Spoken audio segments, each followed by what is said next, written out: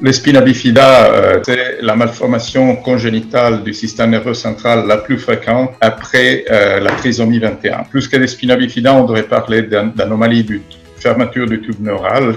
C'est un groupe un peu plus vaste auquel appartient le spina bifida, mais on ne va pas rentrer dans les détails.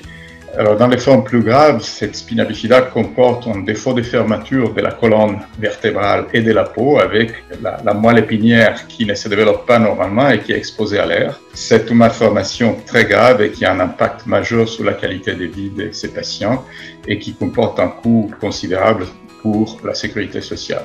En 1991, les Medical Research Council, qui est une institution britannique censée développer la recherche, publie les résultats d'une étude qui était très rigoureuse en termes de méthodologie.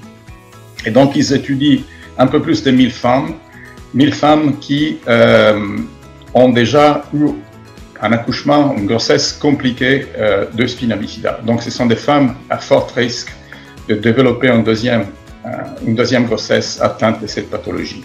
Et les résultats sont sans appel. Dans les groupes traités par acide folique, il y a une réduction des malformations du tube neural de 72%. C'est-à-dire que 2 fois sur 3, on a évité l'apparition d'un spina bifida, d'une malformation de fermeture du tube neural.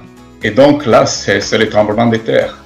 On a identifié une des causes principales de ce type de malformation. Et en plus, on peut la traiter avec l'administration d'une vitamine qui est très largement disponible et qui ne coûte quasiment rien. Et alors, l'autre date clé est 1998. En 1998, les États-Unis, le Canada et la plupart des pays décident de fortifier les farines avec de l'acide folique. En pratique, on met de l'acide folique dans la farine et tout le monde qui mange du pain, c'est-à-dire la quasi-totalité de la population, prend de l'acide folique. On arrose toute la population d'acide folique pour être sûr d'atteindre la cible de quelques millions de femmes jeunes à l'âge fertile. Et ça marche. Les études ont montré une diminution de 35% aux États-Unis et 42% au Canada du taux des grossesses atteintes de malformations du tube neural. En Europe, presque aucun pays n'a mis en place cette fortification. Pour des raisons, probablement c'est une extension un peu excessive du principe de précaution. Les cliniciens et les personnes impliquées dans la gestion du spina bifida, nous souhaiterions que cette supplémentation soit mise en place parce qu'il nous semble que ces effets bénéfiques sont bien évidents. Ce n'est pas nous qui faisons la loi.